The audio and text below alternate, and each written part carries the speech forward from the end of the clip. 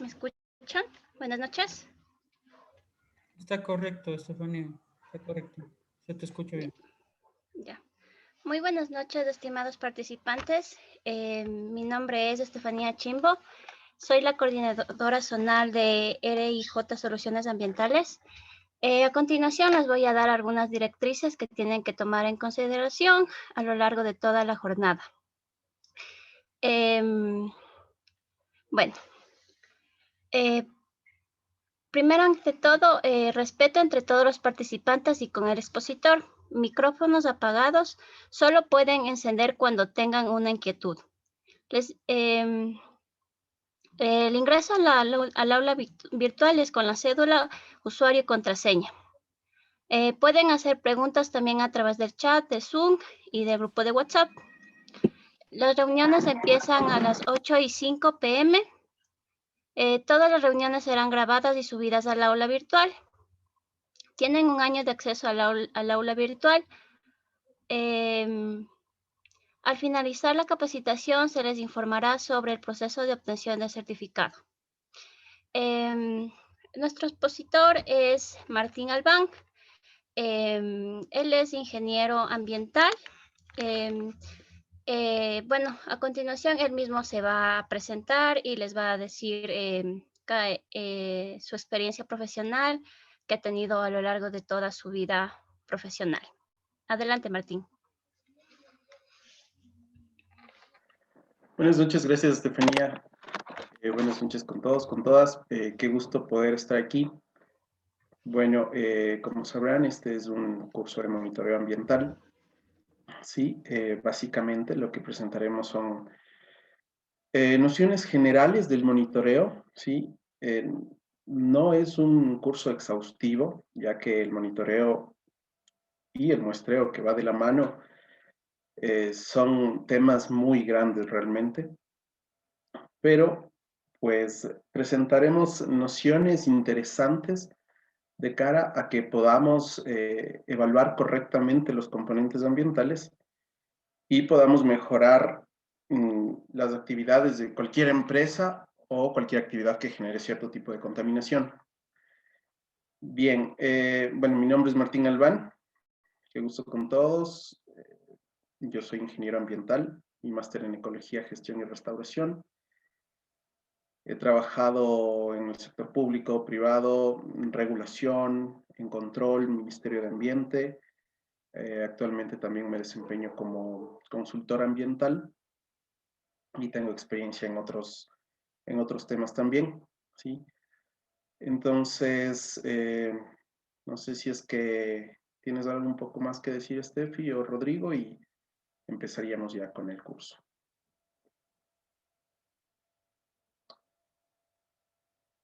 Por favor, todos tengan su nombre como usuario, su nombre y su apellido, por favor, para poder interactuar de mejor manera.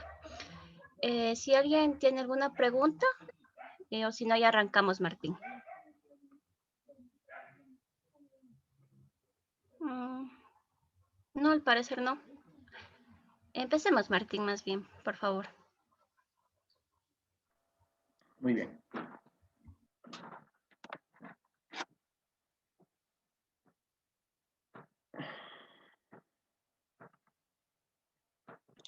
No sé si pueden ver la pantalla. Una cosita más. No sé si que más bien todos prendan sus cámaras, porque para poder visualizarles, no sé. Creo que para que sea más interactiva la capacitación también.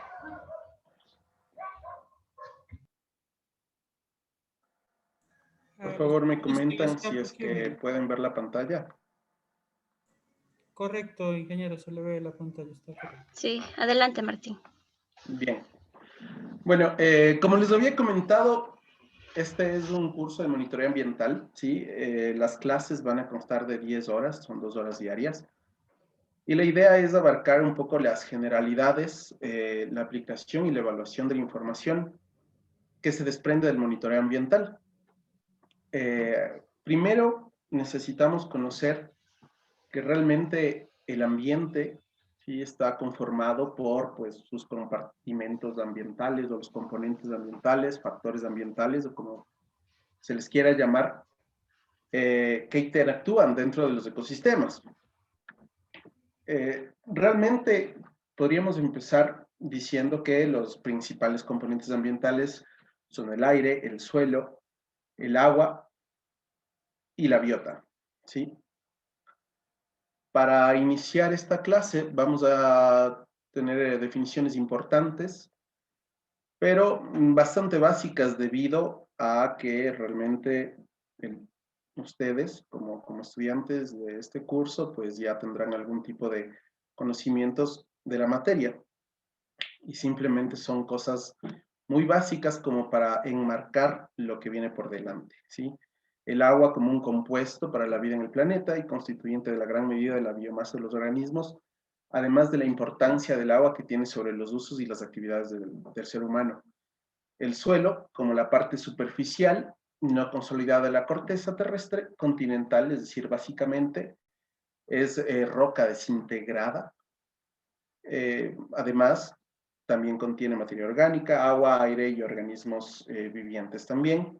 El aire, como un material gaseoso en la atmósfera formado de la mezcla de gases que envuelve al planeta. La biota, como la flora y la fauna del paisaje en su totalidad, incluyendo hongos, bacterias y protistas.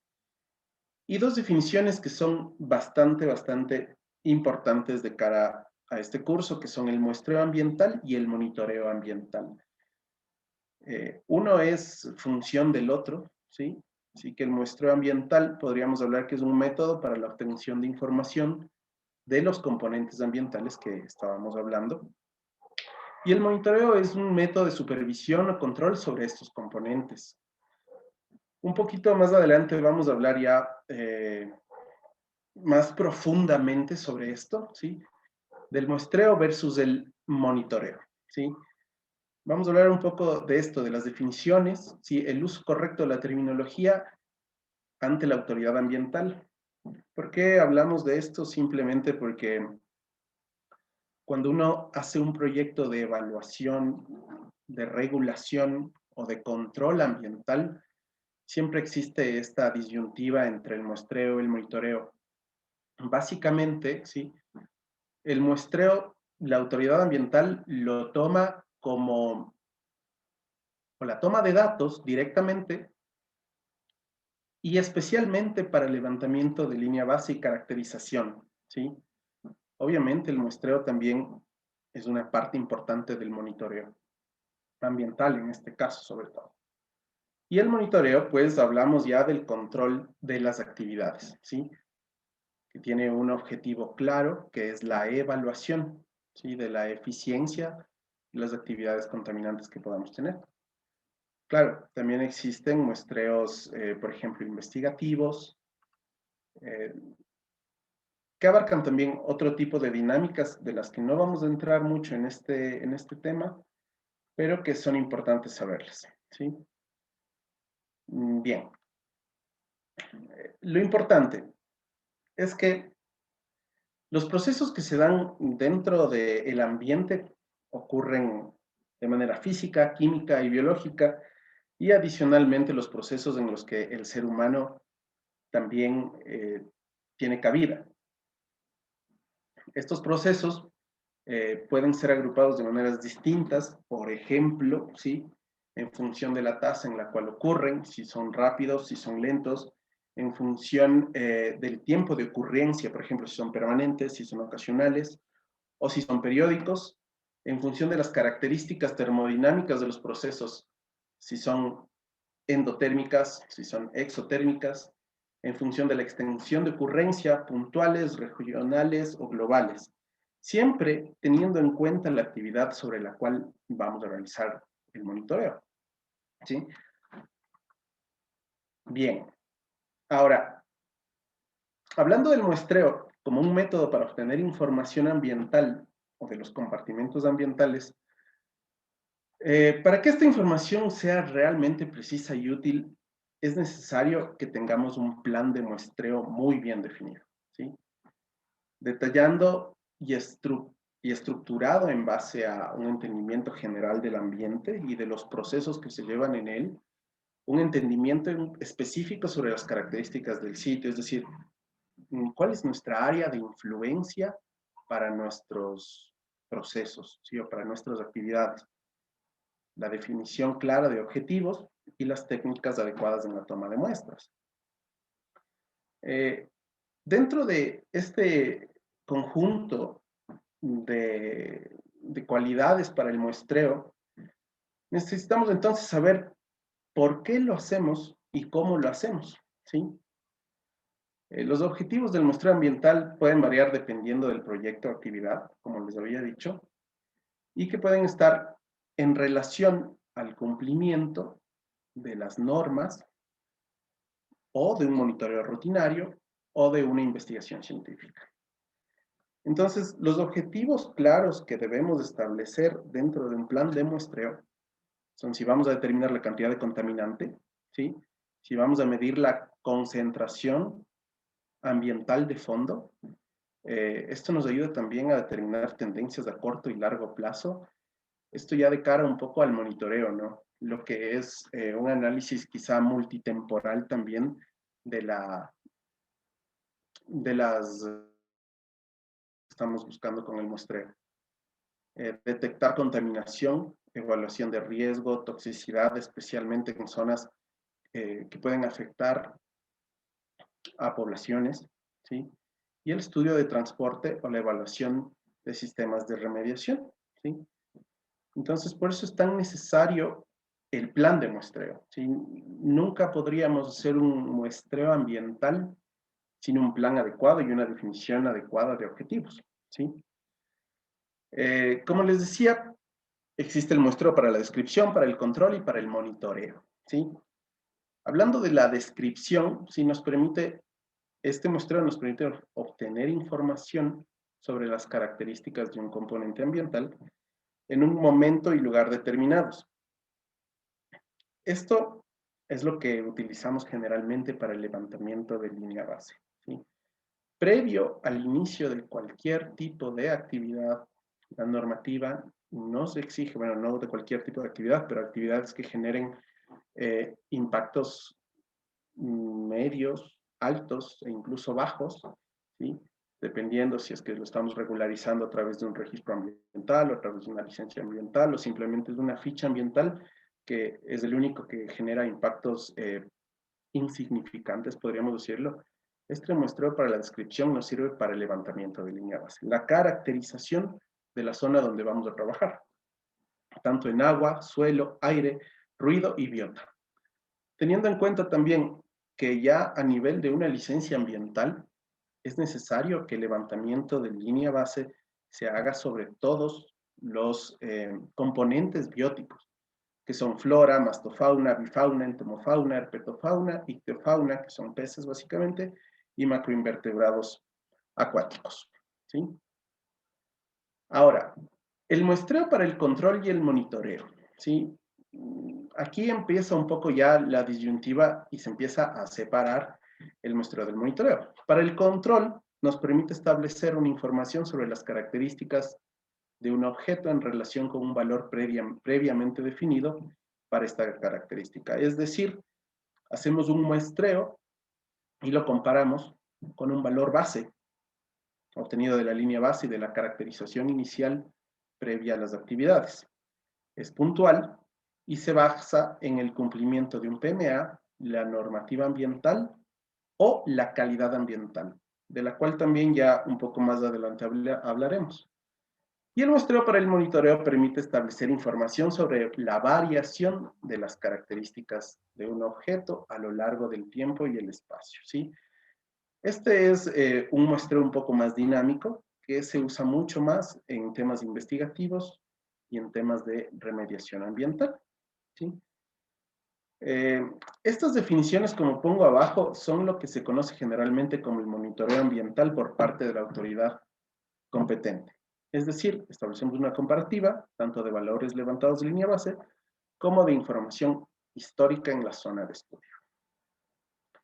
Bien, Ahora, ¿cuáles son las diferencias que existen entre el muestreo y el monitoreo? Pues el muestreo es simplemente la actividad de toma de muestras para la evaluación de la calidad, además de las disposiciones establecidas en un plan de manejo ambiental, ¿sí? Se implica que se realizan bajo normas estandarizadas, sean nacionales o internacionales, sean normas INEN, sean normas EPA o cualquier otro tipo de normas bajo las que se pueda hacer este tipo de muestreos, ¿sí? Y además la legislación ecuatoriana establece que los análisis deben ser realizados por laboratorios acreditados. Esto es muy, muy, muy importante.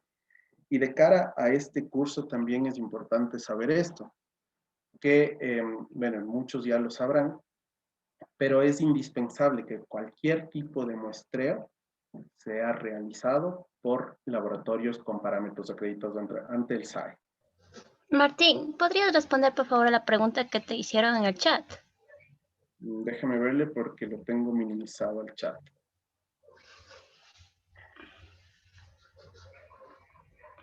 Vamos a ver.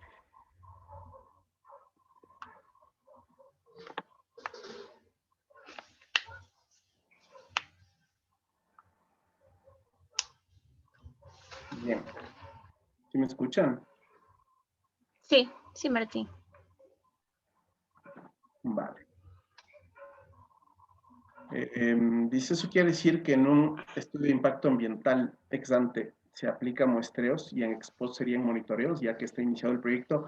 No necesariamente. Bien, cuando estamos hablando de un estudio de impacto ambiental ex ante, significa que la actividad no se ha dado todavía, ¿sí? Por tanto, es mucho más fácil establecer una línea base, una caracterización previo a cualquier tipo de contaminación que nosotros vayamos a realizar sobre el medio.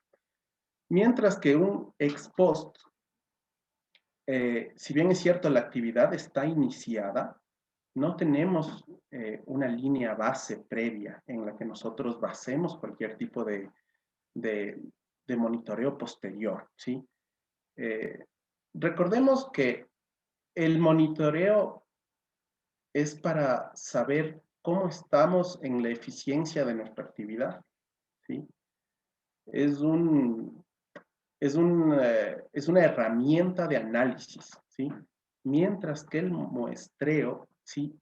Establece parámetros o indicadores de calidad para un cierto factor ambiental, ¿sí? Lo que quiere decir es que en ambos casos se hacen muestreos inicialmente, ¿sí? Siempre se hacen muestreos, todo es muestreo, pero inicialmente no es monitoreo, ¿sí? No vamos a monitorear nada, porque no tenemos algo detrás que monitorear, a menos de que tengamos información histórica en una zona de estudio, por ejemplo. Si es un, si es un proyecto ex post de hidrocarburos, en una zona, en un bloque que ya haya sido previamente estudiado, en una zona donde tengamos un área de influencia, donde tengamos ya información histórica, entonces podríamos hacer un monitoreo como parte de un levantamiento de línea base o tomar esos monitoreos como una base para monitoreos posteriores de esta actividad que vamos a emprender ahora, ¿sí? Pero en este caso, cuando estamos hablando de estudios ex post, de todas formas se tiene que levantar línea base y siempre es muestreo, ¿sí? El monitoreo simplemente es el análisis de la comparativa, ¿sí? Y el reporte hacia la autoridad. Eso es básicamente el monitoreo. No sé si es que respondí un poquito la pregunta. Bueno, asumiremos que sí. Voy a continuar. Entonces, hablamos un poquito, acá va, hablamos un poquito de dar seguimiento. Bien, los objetivos del monitoreo como tal, el Acuerdo Ministerial 061, ¿sí? Que es la normativa, no la grande, no la general, ¿sí? Pero es la herramienta adecuada para el monitoreo, que es la que vamos a usar. Ya un poco después cuando entremos en materia de normativa ambiental, vamos a ver cuáles son los marcos legales aplicables, ¿sí? Pero básicamente todo lo basamos en el 061, ¿sí? Después de eso, arriba, mucho arriba, está la Constitución, está el RCOA, el COA, el RCOA, pero el Acuerdo Ministerial 061 es la herramienta principal, digámoslo así, junto con sus anexos que están en el 097A, especialmente para la parte de monitoreo ambiental, ¿sí? Entonces, pues establece que los objetivos son dar seguimiento sistemático y permanente, continuo o periódico, de las actividades que pueden generar un impacto ambiental significativo. Es decir, el análisis, ¿sí? Mientras que el muestreo es simplemente, como bien dice, la toma de muestras del indicador, ¿sí? Para obtener indicadores. El cumplimiento de la normativa ambiental, además de las demás obligaciones ambientales derivadas de la autorización ambiental, sí, son los objetivos de este monitoreo, el cumplimiento y de las obligaciones, es decir, el PMA, es decir, el plan de monitoreo, entre otros, ¿sí? Y obviamente evaluar el desempeño de la actividad, como habíamos visto. Bien, ahora aquí hay una importante diferencia de cara a lo que vamos a hablar estos días subsiguientes, que es el criterio de calidad contra la norma de calidad, ¿sí?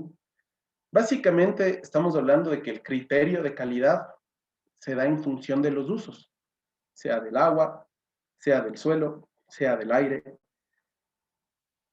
Pero la norma de calidad habla de los límites máximos permisibles para descarga, para emisión. Vamos a entrar un poquito más de detalle de esto. Bien.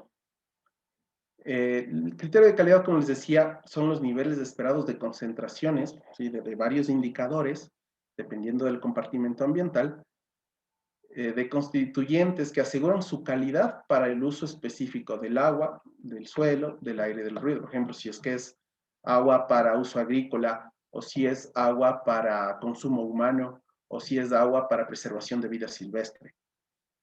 Este es el parámetro de calidad. Habrá parámetros sobre los que, si son de baja calidad, los usos van a ser distintos, ¿sí? Ya no serán factibles de uso para uso humano, consumo humano, o para actividades recreacionales, pero pueden usarse, por ejemplo, para el tema de agricultura, entre otras cosas, ¿sí? Y en eso vamos a ir hablando también en estos días. Están asociados a un logro de un objetivo de calidad establecido. ¿A qué me refiero con esto? ¿Sí? Es a que de cara al monitoreo, nosotros hacemos ambas cosas.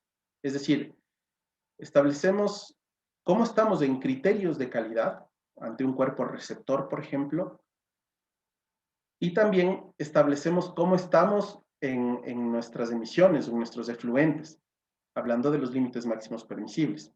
Son dos cosas muy distintas y que lo vamos a hablar, de hecho, en el módulo 3, cuando hablemos de emisión y emisión, ¿sí?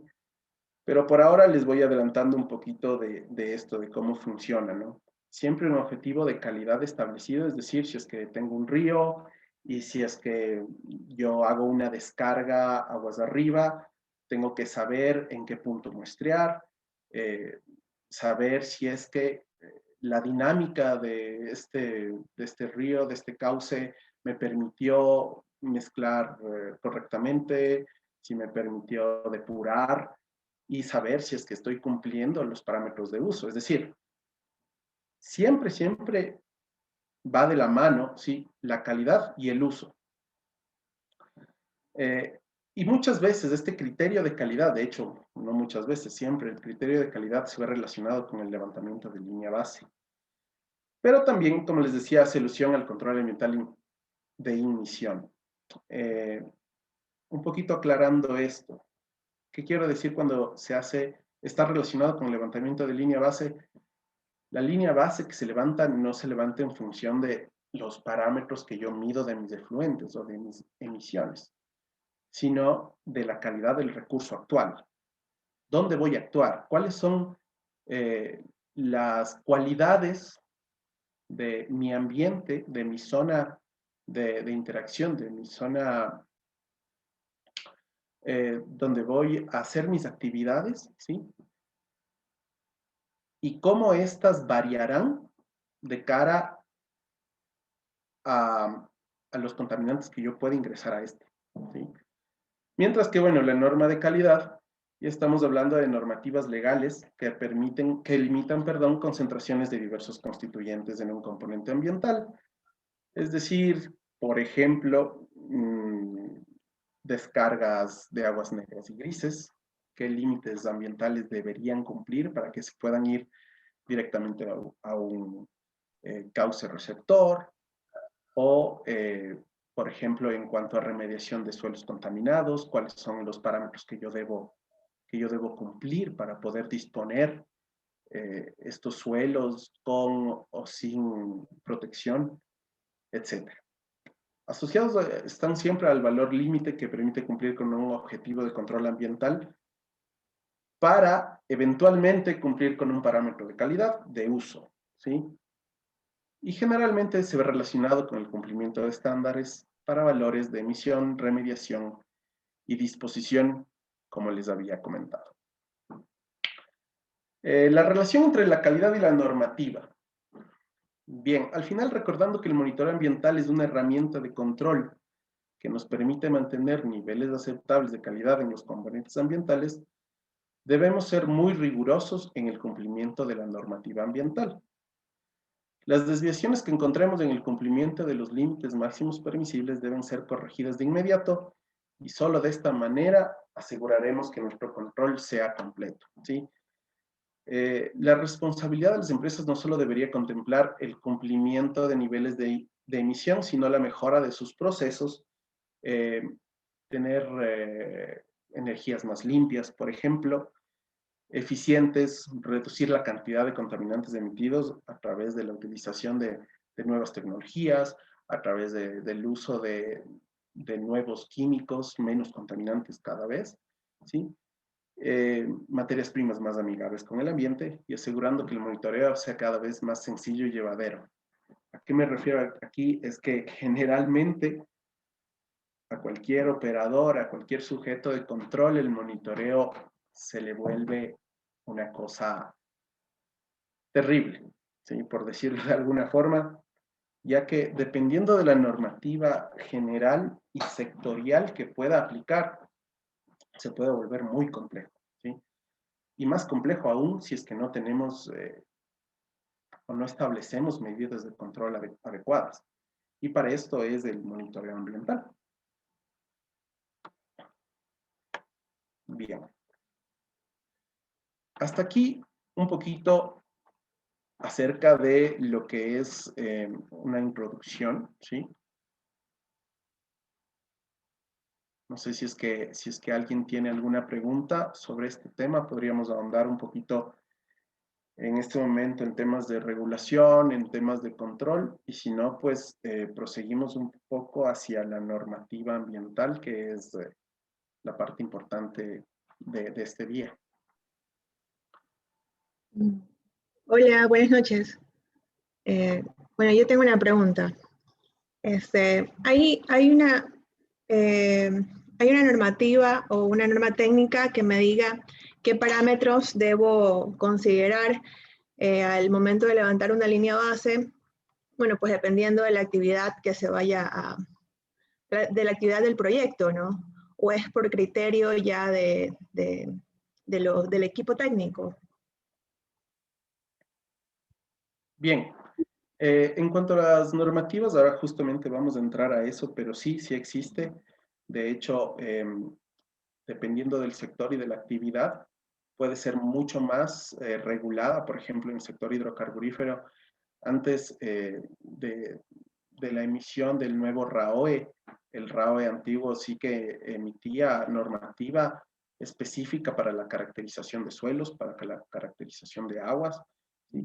Ahora mismo, de hecho, como ya básicamente en el Ecuador está sufriendo un cambio de normativa que hasta ahora es un poco negativo, digámoslo así, ¿sí?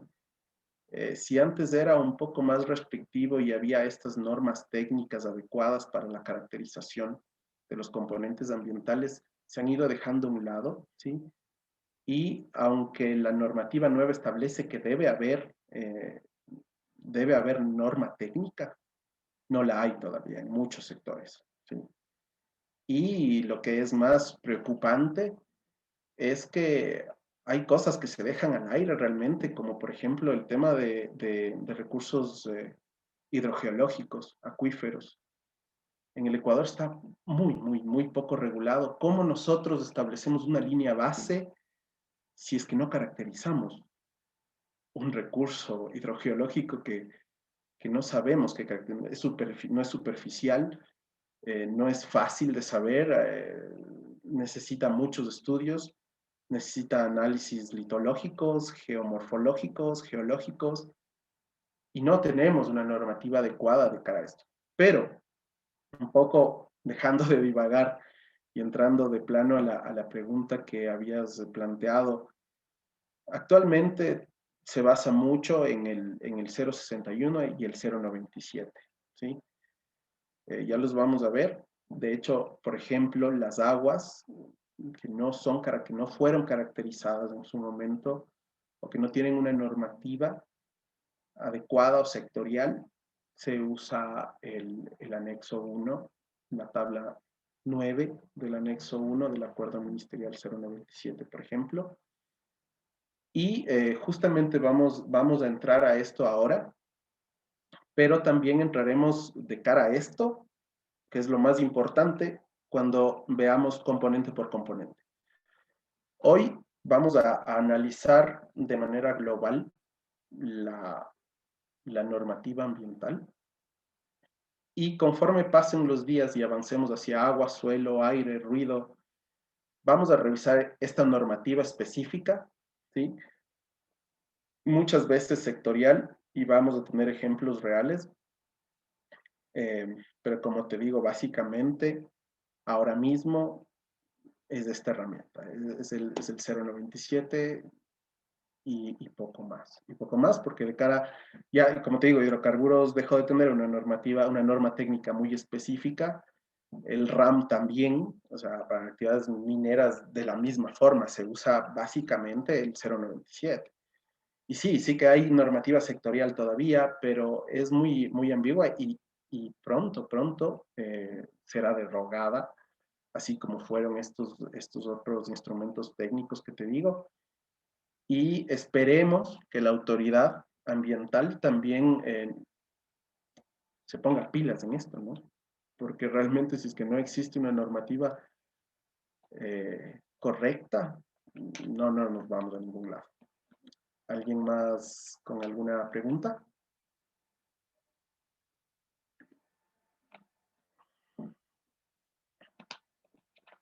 ¿Nadie más? ¿Algo que les haya quedado dudas o que quieran saber un poco más? Ya ahorita vamos a entrar a normativa y quizá podríamos ya dejar de lado el tema de regulación. Y si es que alguien tiene una pregunta de regulación, podríamos toparla en este momento.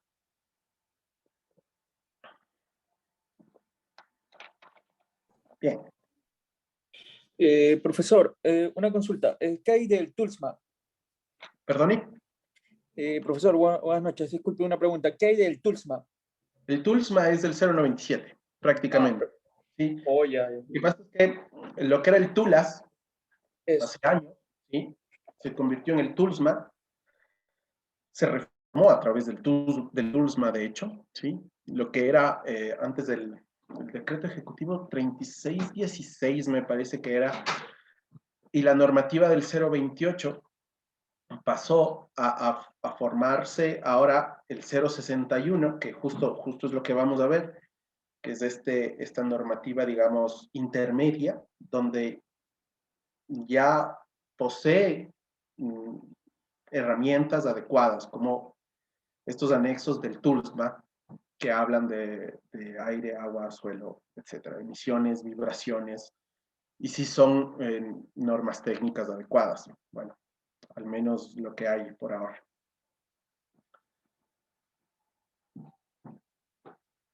Bien. Continúo entonces con el segundo módulo, ¿sí? Que este era un módulo bastante pequeño. No sé si es que aquí en unos 20 minutos podríamos tener un pequeño receso de 5 minutos y continuaremos también. Vamos a ver.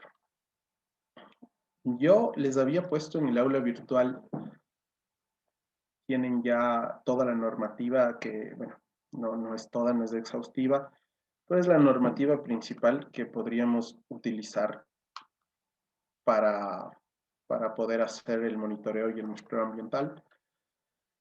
Si lo pueden ver, me confirman, por favor.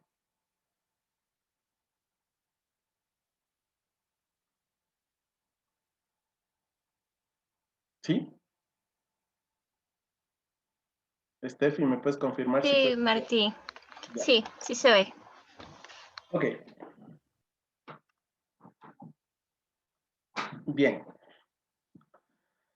La normativa general siempre establece y se basa básicamente, como todos saben, y quizá estamos ya muy familiarizados con la Constitución, donde se establecen derechos, responsabilidades, sobre todo a vivir en un ambiente sano, equilibrado y saludable, ¿sí? Lo que se llama el buen vivir. Es un derecho y una responsabilidad de los habitantes a vivir en un ambiente sano, equilibrado, que garantice la sostenibilidad y la preservación del medio ambiente. Muchas veces en el ámbito de la normativa esto se queda un poco en el aire, pero realmente de cara a los temas jurídicos es muy importante que la Constitución establezca esto, ¿sí? Porque da pie a que mucha más normativa, ¿sí? que viene detrás de la Constitución, se fortalezca en ámbitos ambientales, ¿sí? Como habíamos hablado, lastimosamente, ahora mismo no estamos en el mejor momento de la normativa ecuatoriana de cara al ambiente, pero sí que tenemos esta garantía, ¿no? Esta garantía de la Constitución. Bien, la normativa en la que se enmarca generalmente el monitoreo ambiental, el monitoreo ambiental y el control ambiental, el seguimiento ambiental, pues es la siguiente: Constitución de la República, el Código Orgánico del Ambiente, que básicamente lo que hizo fue reemplazar a la Ley de Gestión Ambiental, ¿sí? Entonces, este Código Orgánico del Ambiente son directrices muy generales en cuanto al monitoreo, en cuanto al muestreo, en cuanto a los desechos, aguas, suelos, etcétera. Es muy, muy, muy amplio, pero nos permite también tener un reglamento que salió posteriormente al Código Orgánico del Ambiente y que se ata realmente, se entrelaza con el Acuerdo Ministerial 061, que, como habíamos hablado, es la reforma del TULSMA, ¿sí? Ahora, debajo de este está el Acuerdo Ministerial 097, que establece también las normas de calidad ambiental y los límites máximos permisibles para los componentes ambientales. Básicamente, a nivel muy general, esto es la normativa ambiental del Ecuador, ¿sí? La mayoría de las actividades que se emprendan en cualquier tipo de industria siempre se va a enmarcar en esto, siempre. Y, pues obviamente, también en sus normativas ya sectoriales, ¿sí? Pero como les digo, esto todavía está un poquito en veremos porque muchas han sido derogadas. Bien, hablando un poco de la Constitución del Ecuador, dentro de los tantos artículos, los más importantes se enmarcan aquí. El 14, que se reconoce el derecho al buen vivir, garantizando la sostenibilidad y el equilibrio. Es de interés público la preservación del medio ambiente, la conservación de los ecosistemas, la biodiversidad y la integridad del patrimonio genético del país, la prevención del daño ambiental y la recuperación de espacios degradados, ¿sí? Si estamos hablando de monitoreo, este puede ser como la parte más importante de la Constitución de cara al monitoreo, porque de una manera muy amplia abarca todo lo que es el monitoreo, la preservación, la conservación, el mantener la biodiversidad, ¿sí? Es decir, hacer un control sobre la biodiversidad, la prevención, es decir, poder monitorear el tema de efluentes, de emisiones y la recuperación de espacios degradados que también requieren un monitoreo ambiental, ¿sí? Ahora, el 66, que es vivir en un ambiente sano, ecológicamente equilibrado y libre de contaminación en armonía con la naturaleza. Y el 83, que es un deber y una responsabilidad, respetar los derechos de la naturaleza, preservar el ambiente sano, utilizar recursos naturales de modo racional, sustentable y sostenible, ¿sí? Aquí entramos ya un poquito en materia, que es el 276, ¿sí?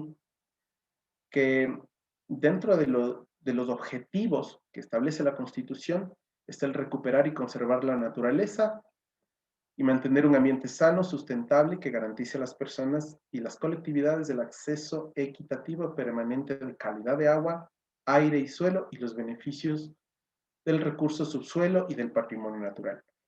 Aquí vemos que nuevamente se topa el tema del subsuelo, ¿sí? Que estamos hablando tanto de los yacimientos como de los acuíferos, como del patrimonio, y que, como les decía, esto puede que no nos suene que se cumple del todo, pero de cara a la seguridad jurídica sí que es muy importante.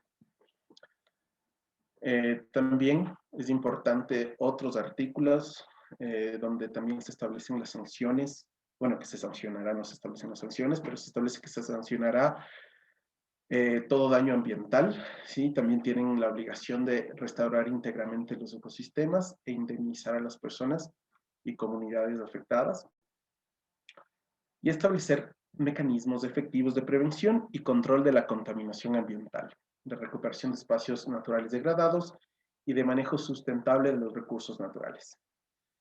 De esta forma, la Constitución remarca la importancia del control y la prevención como parte primordial del cuidado del ambiente, que es básicamente lo que estamos haciendo ahora es monitoreo ambiental, ¿sí?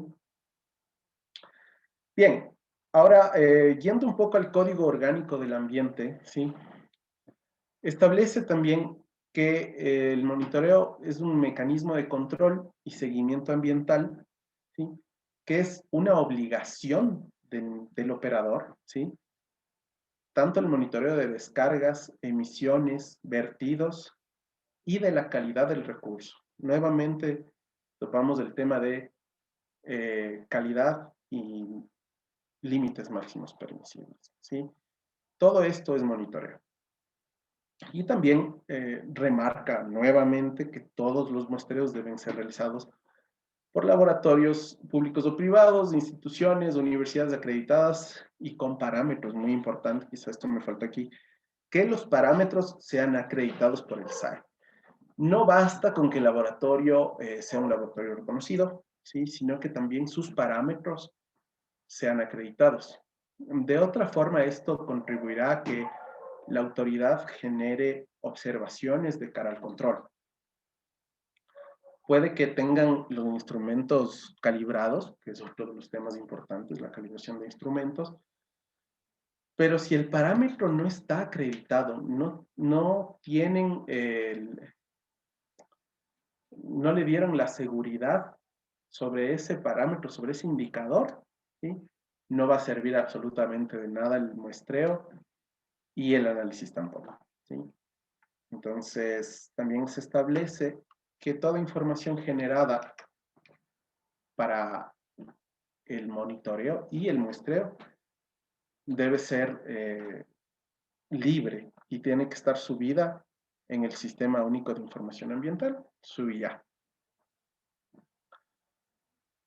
Bien. Ahora, un poco más abajo, como habíamos hablado, ¿sí? Está el reglamento al Código Orgánico del Ambiente, ¿sí? No vamos a entrar como en la Constitución a ver de artículo en artículo, ya que es muy amplio. Y de hecho, podríamos ver un poco más adelante temas exclusivos. Ya si ustedes tienen algunas dudas, podríamos abrir los instrumentos legales y verificarlos, pero aquí vamos a hablar un poquito hacia a grosso modo, ¿no? Primero, que el sistema de control ambiental tiene que ser sistemático, permanente, continuo o periódico, ¿sí? Esto es muy importante de cara al monitoreo, porque prácticamente el monitoreo debe cumplir estas premisas, ¿sí? Tiene que ser sistemático, ¿sí? Es decir, tiene que tener unos objetivos súper claros, tiene que ser un monitoreo permanente. De hecho, establece, y ya veremos a continuación, que se establece que el monitoreo debe ser como mínimo de manera anual, continuo y periódico. Esto también lo establecerán las normativas sectoriales, ¿sí? Cada cuánto, dependiendo de las fases de la actividad. Por ejemplo, el RAM establece muy claramente los monitoreos, si tienen que ser trimestrales, si tienen que ser semestrales, si tienen que ser anuales, dependiendo de la fase en la que se encuentre, ¿sí? Y al igual que lo hacía el decreto ejecutivo 1215, el RAOE, que fue derogado, ¿sí? Pero claro, sí se mantienen algunos temas en el RAO nuevo, pero sí que se dejaron algunos de lado.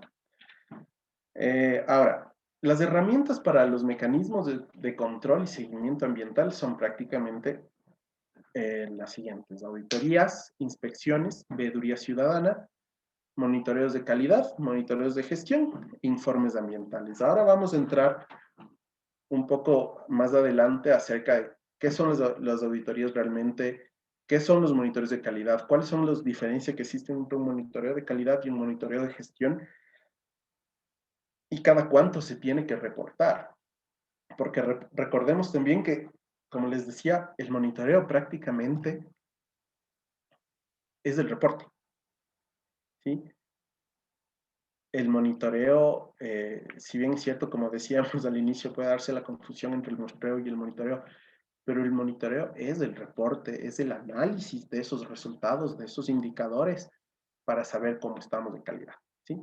Y los informes anuales que se tienen que presentar, dependiendo de el tipo de autorización administrativa ambiental que tenga la actividad.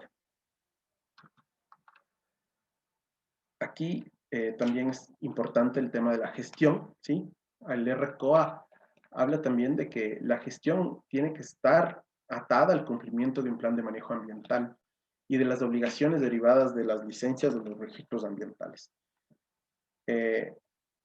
Lo más importante del monitoreo ambiental, si estamos hablando de una industria, y que es lo que creo que a todos les interesa en este momento, más que en temas investigativos, es en temas de cumplimiento. Y para cumplir, tenemos que tener una herramienta que es nuestro plan de manejo ambiental, ¿sí? Dentro del plan de manejo ambiental se establecen un montón de directrices que tienen que ser aprobadas por la autoridad de cara a esto. Se hace durante la regulación. La autoridad debe establecer si es que el plan de manejo ambiental de una actividad o de una empresa o de un operador es suficiente y abarca realmente todos los espacios que puede ocupar de cara a la prevención y a la mitigación de los impactos ambientales que se puedan evaluar y que se puedan identificar en un estudio de impacto ambiental. Entonces, muy atado al tema de control, ¿sí? Está el cumplimiento del plan de manejo ambiental. Bien. Hay un par de preguntas, ¿sí? Dice: buenas noches, ingeniero. Disculpe, ¿hay un artículo que avale que un monitoreo ambiental lo puede realizar netamente un ambientalista? No se puede. No existe un artículo que te permita, ¿sí?, hacerlo tú mismo. ¿Eso es a lo que te refieres? Por ejemplo, si tú tienes la formación, la capacidad y la instrumentación para realizar un muestreo y posteriormente, obviamente, un monitoreo ambiental, es decir, el análisis de estos datos, serán simplemente quizá informativos, quizá complementarios, pero no hay forma de que lo hagas tú, ¿sí? Antes sí, antes la normativa establecía que no necesariamente tiene que ser un laboratorio acreditado con parámetros acreditados el que muestre. Y tú inclusive podrías muestrear y mandarlos al laboratorio a hacer los análisis. Y no había ningún problema. Ahora es diferente, ¿sí? Ahora, tiene que ser tomado por un laboratorio in situ, ¿sí? Con una cadena de custodia, con todas las características necesarias para cumplir con un estándar. Entonces, no, ya no se puede. Antes sí, ahora no. Otro tema. En caso de que un proyecto intersecte con un área protegida, ¿existe una normativa más específica para el muestreo y monitoreo?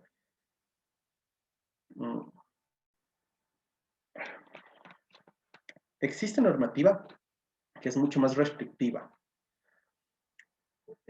La misma normativa, en muchos de sus capítulos, como hablábamos, como el TULSMA, establece que en caso de, por ejemplo, zonas que intersecten, por ejemplo, el certificado de intersección, dice que se cruza con el Parque Nacional X, allá en Bicoca. Entonces, dentro de este certificado de intersección, y dependiendo de la actividad, si es muy grande o si es que su área de influencia es demasiado grande, y existen varios usos de la tierra, y justamente dentro de su área de influencia está esta área protegida, ¿sí? Existen muchos límites y, sí, límites máximos permisibles, mucho más restrictivos. La tabla te dice, suele decir hasta 3 niveles de restricción. Si es que estás en contacto con área protegida, pues te vas al nivel más restrictivo. Hay que tener en cuenta también, ¿sí? que en este tema es un poco a lo que la autoridad nos diga, ¿no? ¿Sí? Hay proyectos, primero, hacer un proyecto dentro de un área protegida no se puede, a menos de que sea un proyecto estratégico y realmente importante, o que no genere un impacto significativo, ¿sí? Entonces, la autoridad ambiental, dentro de la regularización,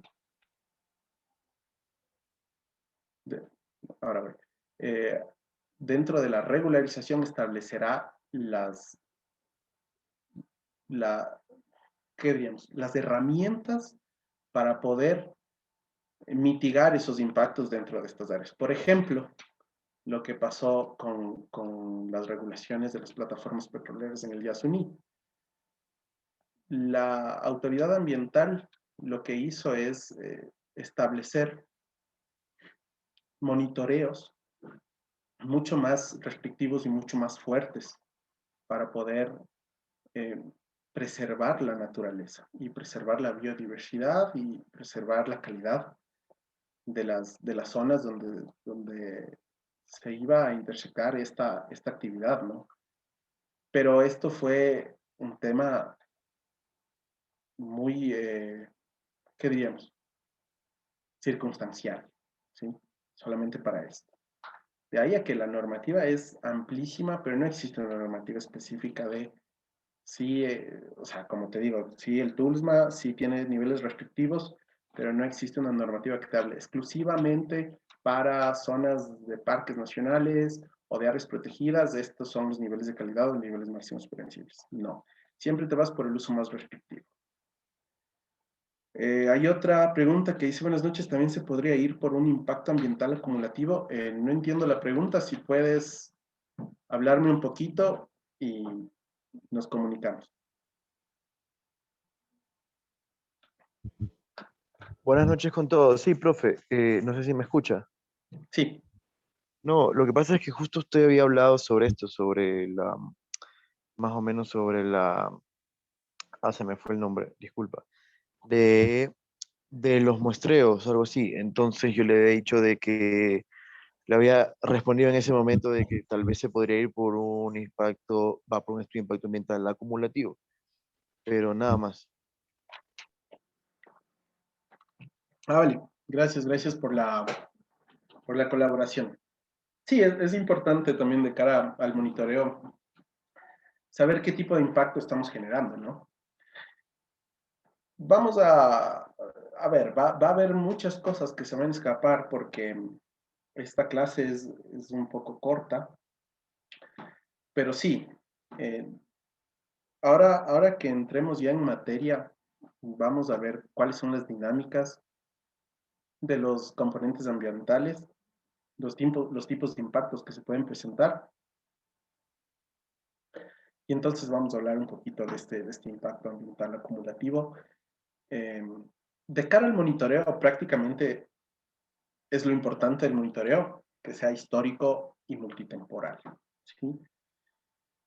Pero bueno, ya hablaremos un poco más adelante del tema y si no lo tengo preparado, pues prepararé algo sobre esto, ¿sí? Bien, ahora son las 9 de la noche.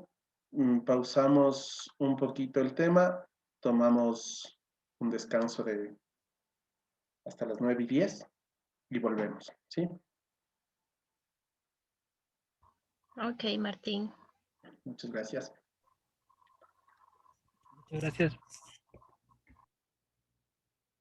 Mientras tanto, igual si es que quieren, las personas que requieran algún otro tipo de aclaración, podemos seguir mientras los demás van al baño, toman agua y seguimos.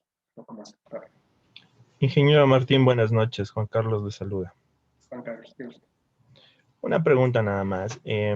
Recuerdo que en el pasado las empresas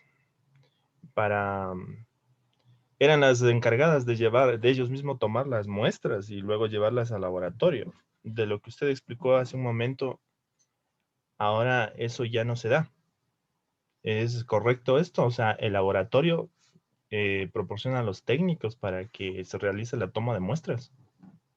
Efectivamente, ahora cambió ese tema en la regulación y ya no puedes como empresa ser el ente, digamos, el juez, parte y jurado. Hasta cierto punto eso es lo que trataron de evitar. Y no, ya no se puede. Cualquier tipo de muestreo debe ser realizado por los técnicos del laboratorio. Un laboratorio acreditado. Por eso acreditan el laboratorio y por eso acreditan el parámetro. Es un gasto mucho más grande. Antes, de hecho, a los ingenieros ambientales nos enseñaban a cómo muestrear, cuáles son las técnicas, cuál es la instrumentación, cómo realizar no sé, el mallado para poder hacer un muestreo compuesto, no sé, de muchas formas. Y eso es una herramienta muy importante, pero ya no la usamos. Ya no la usamos porque ahora un laboratorio es quien llega. Nosotros obviamente le damos las directrices, pero muchas veces los laboratorios inclusive establecen los puntos dónde se va a tomar, dónde creen ellos que sería más adecuado tomarlas también. Porque bueno, ellos también eh, están regulados, ¿no? Entonces tienen que presentar cierto tipo de garantías. Por ejemplo, hace unos meses, ¿no? Yo estuve en un proyecto en el que estábamos haciendo un PUAE, que es un proyecto urbanístico arquitectónico especial, en una zona de uso de suelo que históricamente no había sido residencial, sino industrial. Entonces la toma de muestras, la toma de calidad de aire, la estableció el laboratorio en lugar de la toma de muestras. Imagínate, no siempre es ni siquiera el operador o el sujeto de control. Obviamente esto dependerá, ¿sí? de la actividad y dependerá de la zona y de las características de la zona, pero es así, ya no la tomamos nosotros como empresa, ni siquiera en monitoreos, bueno, si es un monitoreo interno que no va a ser sujeto de reporte, se puede hacer, claro. Pero si no va a ser sujeto de reporte, generalmente una empresa no lo hace. Muy amable, ingeniero Martín. Muy gentil. Con gusto.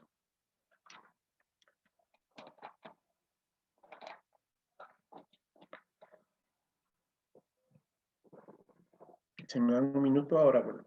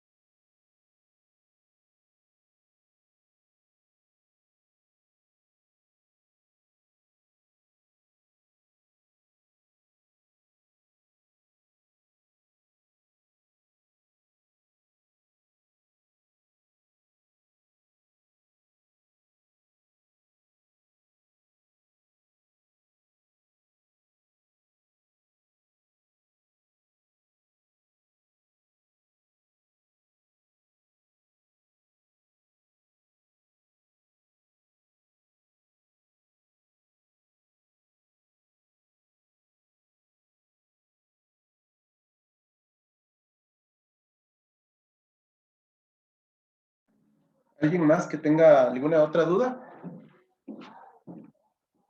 Martín, en el chat hay una pregunta. Ahora la veo. Gracias.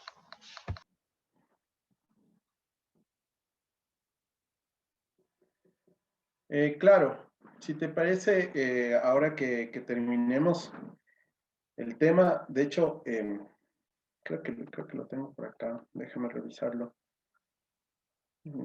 Hay varios artículos, de hecho, en varias normativas, tanto en el COA, el RCOA, el 097, no, el 061, se establece esto.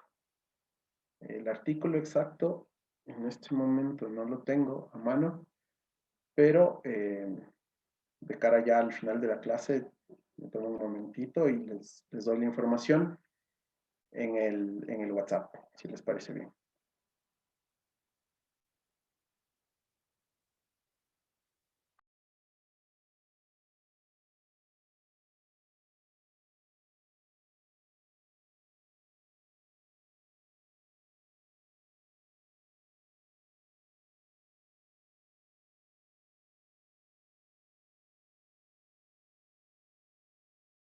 Bueno, aprovechando un poquito el tiempo también,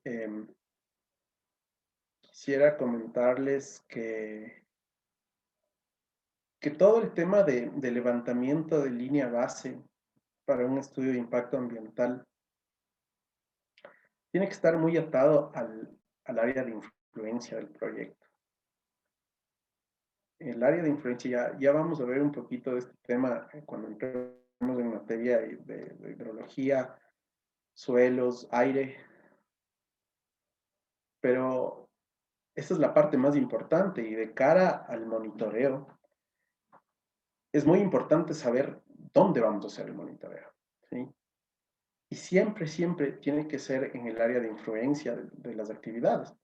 No podemos hacer un monitoreo en una zona donde no tengamos representatividad o donde no tengamos influencia de nuestros impactos. Esto es muy importante porque muchas veces dejamos a un lado este tipo de razonamientos, pero que realmente le dan un realce al monitoreo ambiental que estamos haciendo. No nos sirve de nada hacer un muestreo, por ejemplo, de calidad de aire, si es que, o un monitoreo de calidad de aire, si es que las actividades no llegan hasta allá, o sea, si es que la contaminación no llega tan lejos. Y sería un desperdicio de dinero o un sesgo de información.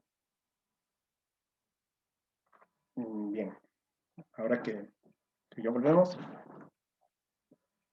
no sé si alguien más tiene una última pregunta antes de iniciar nuevamente.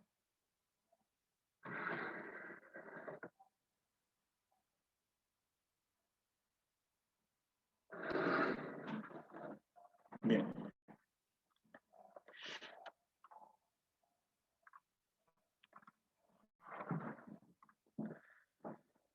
Pues habíamos terminado con el RCOA, ¿sí?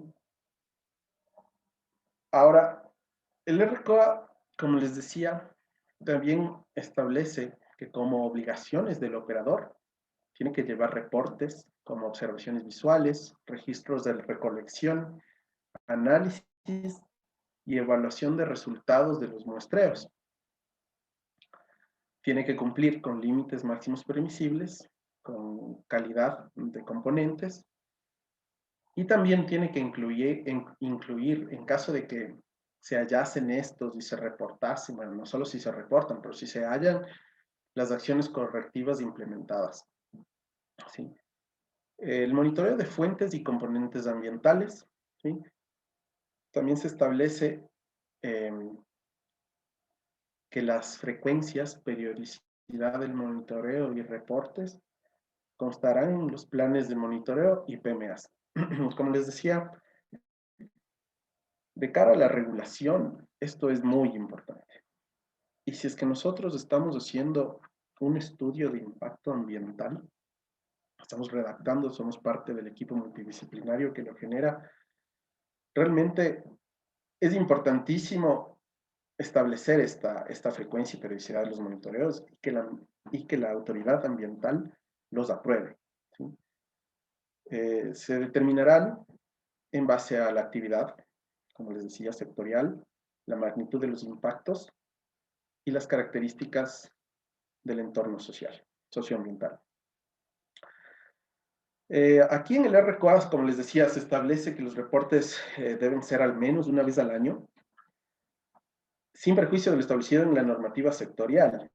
Claro, la normativa sectorial suele ser más restrictiva, suele determinar que dependiendo de la etapa en la que se encuentre nuestro proyecto, nosotros necesitemos monitorear mucho más seguido. Por ejemplo, ahora, si bien es cierto, como les había dicho muchas veces ya, el RCOA, el 1215, perdón, el RAO 1215 ya está derogado. De cara al monitoreo, es una herramienta importantísima, porque la mayoría de los proyectos hidrocarburíferos, por ejemplo, están atadas a esta normativa. Y sus planes de manejo ambiental y planes de monitoreo están basados en esta normativa. Y a menos que en una auditoría ambiental nosotros cambiemos, ¿sí? El plan de monitoreo o tratemos de cambiar la normativa en la que vamos a basar nuestro monitoreo y esta sea aprobada por la autoridad ambiental, entonces sí podríamos actualizar. Pero mientras tanto, nacimos con esa normativa y mientras no queramos cambiarla, no hay poder humano que nos lo haga hacer, a menos de que venga la autoridad y diga, bueno, por estos incumplimientos y por estas razones justificadas, usted debe actualizar su normativa a esta, ¿sí? Pero son muy pocos casos realmente. La carga laboral que tiene en este momento la autoridad competente, sea la autoridad nacional, sean autoridades municipales o en este caso ya zonales, que antes eran provinciales, son los únicos que tienen el poder de exigir este tipo de cosas, ¿no? Bien, los reportes también deben basarse en análisis cualitativos y o cuantitativos en los puntos de monitoreo aprobados por la autoridad y deben ser contrastados con los datos de la línea base y con muestreos previos, lo que viene siendo un análisis multitemporal. De lo que hemos hablado bastante hasta el momento. Bien. los mecanismos de seguimiento para registros ambientales, recordando que el registro ambiental es una actividad, ¿sí?, de bajo impacto. Bueno, el registro ambiental es una autorización para actividades de bajo impacto, mejor dicho. Para actividades de impactos poco significativos o no significativos, se usa la ficha ambiental, que es simplemente un proceso en el que nosotros determinamos cómo va a ser nuestra actividad, describimos nuestra actividad, describimos los lugares y nos atenemos a un plan de buenas prácticas, ¿no? Prácticamente, valga la redundancia. Sin embargo, ya un registro ambiental sí implica un PMA, sí implica un monitoreo. Bien, los informes ambientales de cumplimiento son la herramienta, como estábamos hablando, ¿sí?, del seguimiento. Entonces, para un registro ambiental, ¿sí?, hay que hacer un cumplimiento de la normativa y plan de manejo ambiental. Se realiza una vez transcurrido el año de emisión de la autorización y posteriormente cada 2 años. El máximo tiene que ser presentado máximo un mes después de cumplido el periodo, ¿sí? No necesita términos de referencia. Y en cuanto a la revisión por parte de la autoridad, esta tiene 3 meses para emitir un pronunciamiento cuando lo ingresamos, ¿no? Es decir, si es que mi actividad fue regularizada y, no sé, se me dio el registro ambiental el 1 de enero del 2020 a 1 de enero del 2021, ¿sí? Ya se habrá cumplido mi primer periodo y tengo hasta el 1 de febrero para presentar este informe ambiental de cumplimiento. Trabajado en control, y esto prácticamente no se cumple, pero se debería. Lastimosamente, los sujetos de control generalmente a este nivel no son los más ordenados, ¿sí? Y lastimosamente presentan sus informes ambientales de cumplimiento muy retrasados, a veces con años de retraso, y esto obviamente implica la pérdida del sentido del control y del seguimiento, ¿no? La idea de hacer un control y seguimiento es hacerlo en el momento y corregir las irregularidades y las desviaciones de nuestros sistemas lo más pronto posible. Lastimosamente, la autoridad ambiental tampoco es la más eficiente ni tiene la capacidad para poder hacerlo, y es por eso que necesitamos mejorar como país el tema del seguimiento y control, ¿no? Fortalecer las instituciones, institucionalizar la seguridad ambiental prácticamente. Bien, entonces si seguimos hablando de la revisión, nosotros tenemos 3 meses en los que la autoridad emitirá un pronunciamiento y posteriormente tendremos 15 días para poder ingresar las observaciones con una prórroga de hasta 10 días extras, es decir, 25 días en casos justificados. Después la autoridad dispondrá de 10 días más para emitir un pronunciamiento sobre las respuestas a observaciones de este informe ambiental de cumplimiento.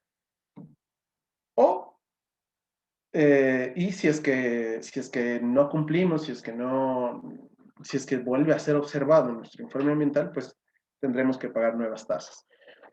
Las tasas se plantean en el acuerdo ministerial 083B, donde establecen las tasas para revisión tanto de informes ambientales de cumplimiento, auditorías ambientales, entre otros. Bien, ahora para la licencia ambiental, ¿sí? Aquí viene un poco más específico, ¿sí? Aquí, además de los informes ambientales de cumplimiento, también se manejan los temas de los informes de monitoreo, ¿no? Ahora, los informes de monitoreo y gestión para las licencias ambientales. El informe de monitoreo, de hecho, es un artículo que está dentro del 061, ¿sí? Y nos dice que es exclusivo del monitoreo ambiental, ¿sí? Del monitoreo, no del plan de manejo, ¿sí? Que ahí está la diferencia entre los dos, entre el informe de monitoreo y el informe de gestión. Tiene que ser presentado anualmente. La autoridad dispondrá de 30 días para su pronunciamiento, después tendremos 20 días para emitir respuestas a observaciones, y la autoridad 30 días más para revisarlas. Si no se absuelven, se aplican nuevos costos, nuevos cobros en las tasas de revisión. Esto también es relativamente nuevo, debido a que antes podías estar ciclo de revisión tras ciclo de revisión tras ciclo de revisión, podías hacer 4 ciclos de revisión y terminar aprobando un informe de monitoreo, un informe ambiental de cumplimiento 3, 4 años después de presentarlo. Pero ahora se aplican nuevas tasas cuando ya no cumples el segundo ciclo.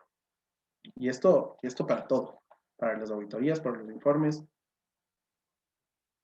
Bien, ahora los informes de gestión ambiental, ¿sí? También son presentados anualmente, igual que los informes de monitoreo. Y se presenta el cumplimiento del PMA y plan de monitoreo. Importantísimo aquí la diferencia que es todo el PMA, ¿sí? Y el PMA incluye temas de salud y seguridad, incluye temas de residuos, ¿sí?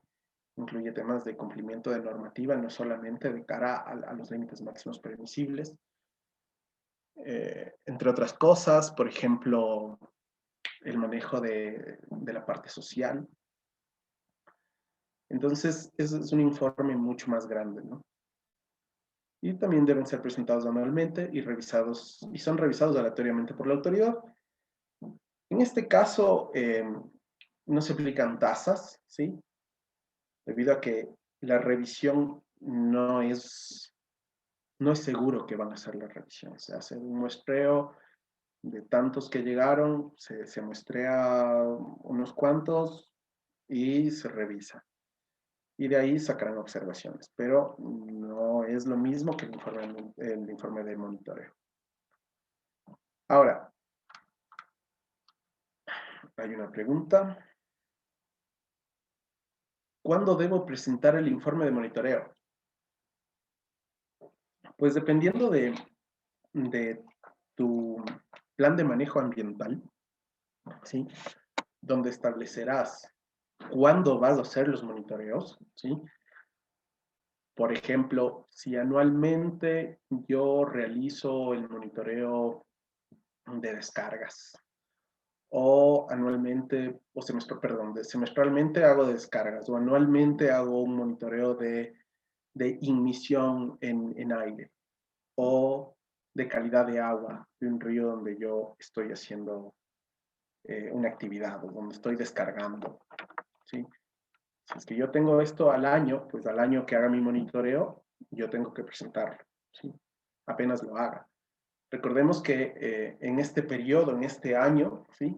Si es que yo recibí, como decía, 1 de enero, para diciembre yo tendría que estar haciendo mi monitoreo, ¿sí? Para poder entrar dentro de este periodo. Y entonces sí, es cuando yo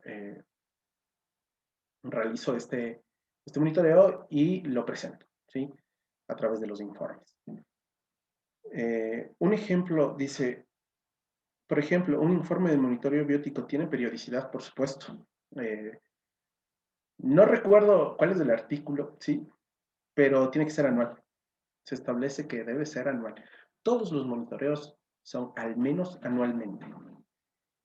Aquí hay una disyuntiva en el tema de regulación. Y es que muchos de los operadores, ¿sí? Cuando están haciendo sus procesos de licenciamiento, quieren establecer un monitoreo bianual, ¿sí? Pero sí hay un artículo, perdón, en la ley que establece que tienen que ser todos los monitoreos, incluyendo los bióticos, son anuales. Todos. Siempre son anuales. Ahora, de ahí a que el cumplimiento se dé o no, ya es otro tema. Lo que sí es que muchas veces, cuando ya pasó la actividad de regulación y ya lleva unos años, se puede actualizar este plan de manejo ambiental y plan de monitoreo, y si la autoridad ambiental lo decide o lo faculta, se puede llegar a ser bianual, pero debidamente justificado y, como digo, autorizado. De otra forma, es anual. Justamente en este momento, de hecho, yo estoy trabajando en consultoría, y es paradójico que los monitoreos bióticos se hacen de manera periódica cada 2, 3 años.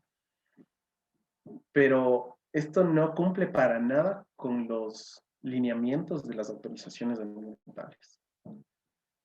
Como digo, hasta cierto punto, la autoridad es tan débil, por decirlo así, tiene tan poco gente, tan poca fuerza, que muchas veces estos monitoreos sí se pasan, sí se pasan como bianuales, inclusive trianuales, y los aprueban, ¿sí? Porque no existe la capacidad de revisión prácticamente. Pero de ahí a que se tienen que hacer anualmente, eso es una ley.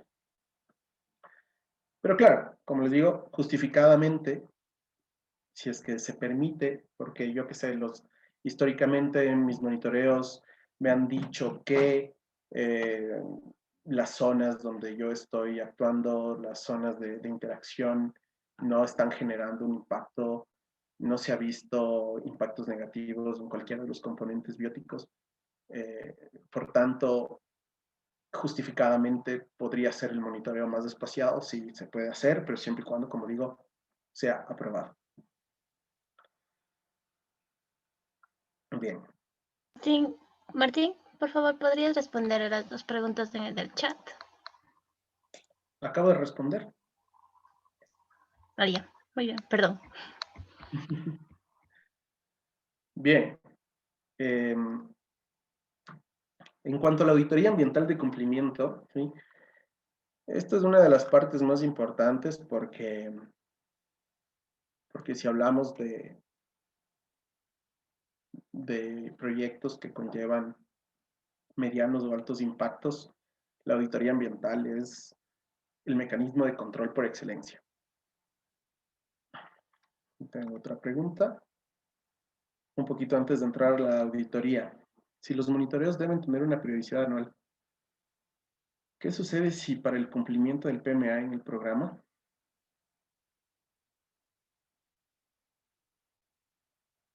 supongo que será o sea, ¿qué es lo que pasa si la ley dice una cosa y mi plan de manejo ambiental dice otra? Dice, ¿qué sucede si para el cumplimiento del PMA en el programa de seguimiento de control no especifica sus monitoreos? A ver, cuando estamos hablando de control, siempre nos basamos mucho en nuestro PMA, ¿sí? Es la herramienta principal. Sin embargo, la normativa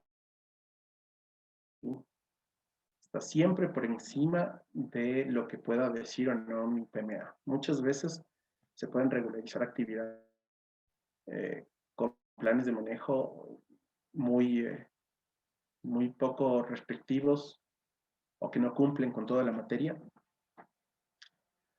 Y lo que pasa ahí prácticamente es que cuando el momento que tú hagas la presentación de tus monitoreos, de tus auditorías o de tus informes ambientales, va a pasar que va a haber una observación o se va a pedir que se actualice el PMA, ¿sí? ¿Ok? Quizá te lo dejen pasar por esa ocasión. Y así, bueno, usted no realizó, yo qué sé, este año no realizó muestreo de fluentes en estos puntos, pero a partir de los siguientes periodos tiene que ser anualmente y te lo exigen. Entonces, vas a tener que actualizar tu PMA. Ahora, otra pregunta. ¿El informe de gestión va desde el primero de cada año anterior o va, por ejemplo, desde la auditoría aprobada? Bien, aquí es importante siempre la fecha en la que fue emitida la licencia o el registro ambiental, ¿sí? Realmente si es que fue, yo qué sé, 4 de junio, tu periodo es 4 de junio, 3 de junio, desde el año subsiguiente. Y los periodos de monitoreo tienen que estar estipulados en ese año, ¿sí?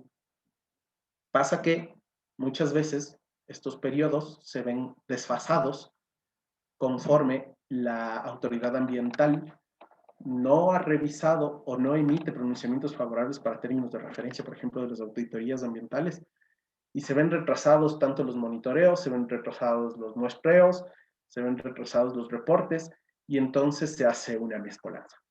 Pero técnicamente lo que es correcto es un año calendario, ¿sí? Ese es tu periodo.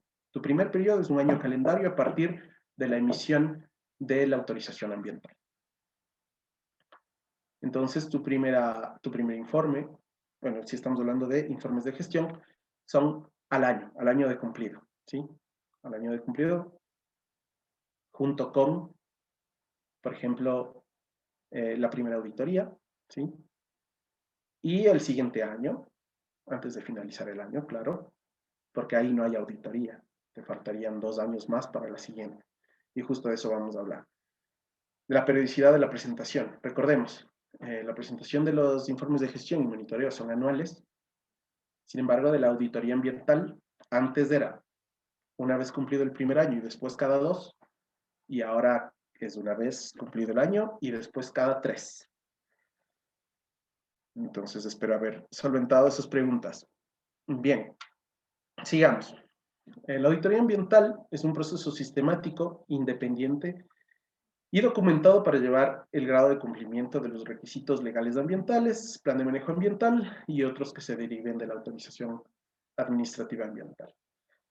Deben ser, esto es muy importante, y es que deben ser realizadas por un consultor calificado y tienen términos de referencia. Contrariamente a lo que es un informe ambiental de cumplimiento, que no necesariamente tiene que ser realizado por un consultor calificado, ¿sí? Aquí es una de las grandes diferencias que existen entre las dos regulaciones y los dos niveles, ¿no? de autorización. Si es que estamos hablando de licencia, es siempre por un consultor calificado, y si estamos hablando de registro, de hecho, ni siquiera el registro tiene que ser realizado por un consultor calificado, tampoco el informe ambiental de cumplimiento. Sin embargo, para las licencias, sí, tiene que ser regularizado por un consultor ambiental calificado en base a términos de referencia y también la auditoría. Dice, una vez realizada la auditoría ambiental de cumplimiento, si dentro del proyecto se encontraron inconsistencias, ¿cuánto tiempo de prórroga tiene para corregir los errores? A ver, generalmente, si hablamos de no conformidades dentro de una auditoría ambiental de cumplimiento, se tiene que establecer un plan de acción, ¿sí? Eso es lo más importante de la auditoría. No solamente es la revisión y la evaluación de la actividad, sino también que se deriven acciones correctivas. Y esto se establece dentro de un plan de acción. Y así es como se llama, así está establecido en la normativa. Y prácticamente son 3 meses. En los 3 meses subsiguientes a que tú presentes tu auditoría, ¿sí? Tienes que corregir esto en los 3 meses subsiguientes. Posteriormente a esto, la siguiente auditoría evaluará el cumplimiento de ese plan de acción.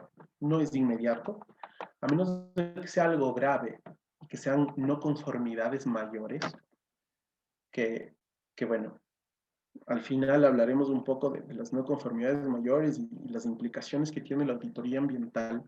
Al final del curso, ojalá tengamos un poquito de tiempo, pero estas acciones correctivas, si las presentaste el primer año, pues se evaluarán en 2 años, a menos, ¿sí?, que la entidad de control te haga un seguimiento específico, ¿sí?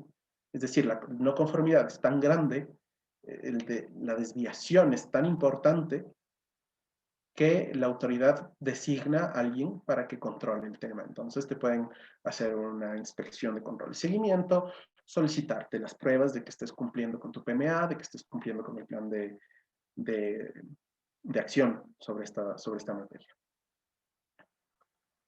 Bien. En la auditoría ambiental se revisan los planes de monitoreo, los planes de manejo ambiental, las obligaciones derivadas de las licencias, la normativa vigente y aplicable y los planes de acción como les decía, ¿no?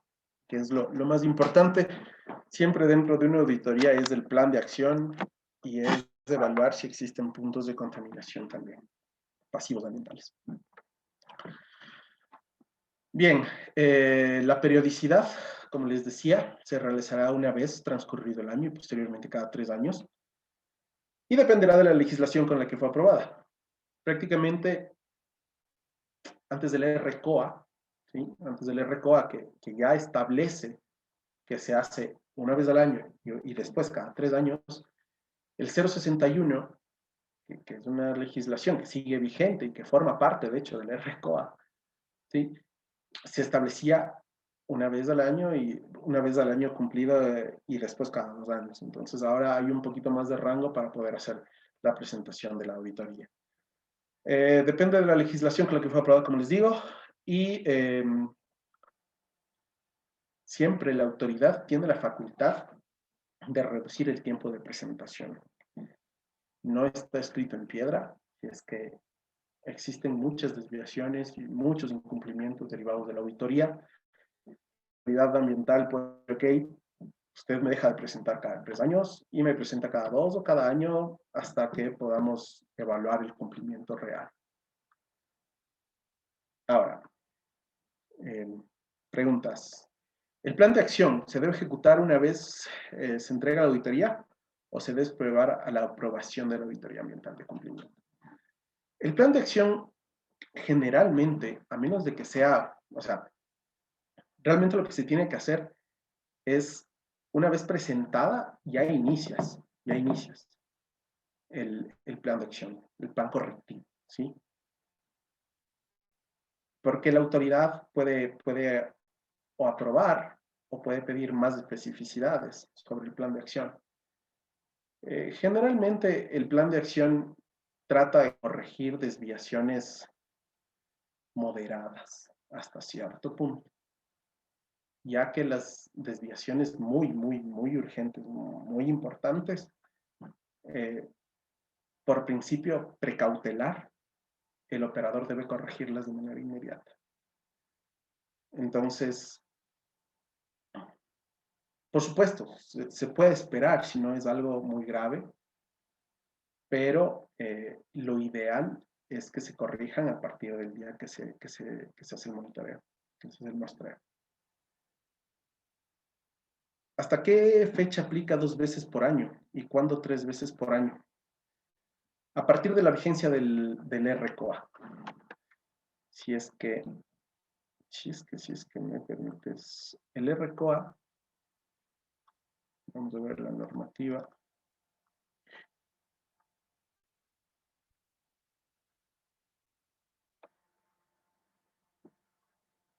La normativa establece, déjame ver, código, reglamento, el código orgánico ambiente.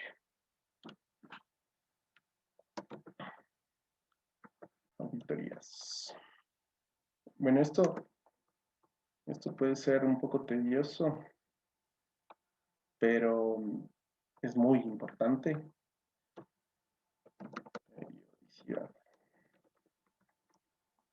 El RCOA establece, bueno, el RCOA se publicó el 12 de junio del 2019. Y de hecho, a partir de ese momento, todos los estudios de impacto ambiental deben cumplir con este tema, ¿sí? A partir del 12 de junio del 2019, que es la entrada a vigencia del RCOA. Es muy importante leer el COA y el RCOA porque tienen disposiciones transitorias en las que te permite un cierto rango de juego hasta entrar en vigencia o dependiendo del momento de regulación en el que estés. Pero para simplificarlo, así como lo hemos visto, a partir de la publicación en el registro oficial, ¿sí? Que es el 12 de junio del 2019. Bien.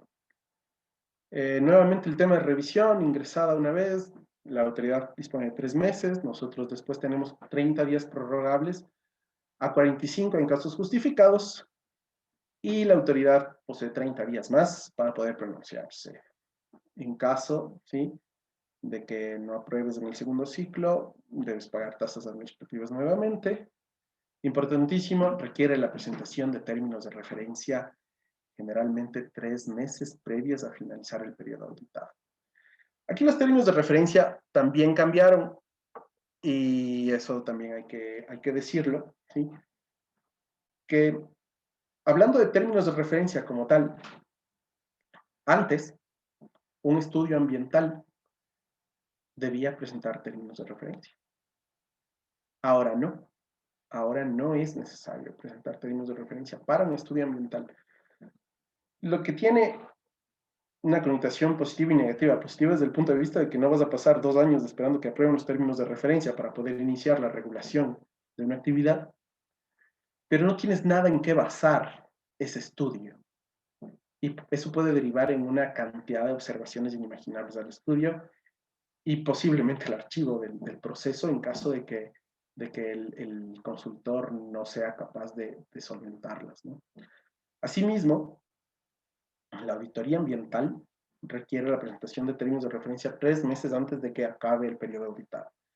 Es decir, nuevamente, si yo regularicé mi actividad el 1 de enero del 2019, ¿sí?, para el 1 de, ¿qué sería?, de octubre, ¿sí?, yo tengo que presentar los términos de referencia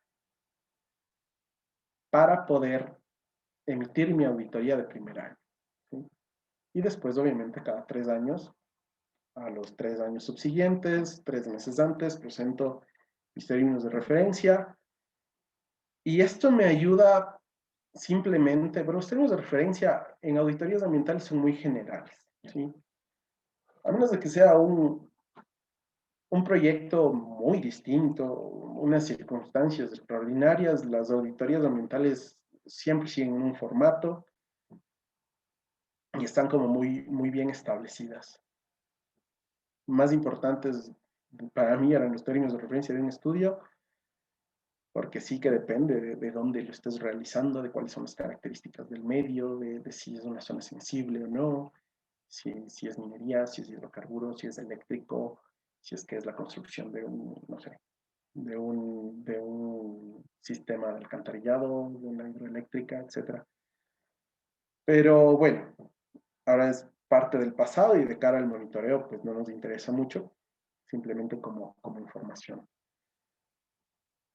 Y obviamente la auditoría ambiental de cumplimiento, como pongo, debe ingresarse junto con la factura de cancelación de las tasas de revisión.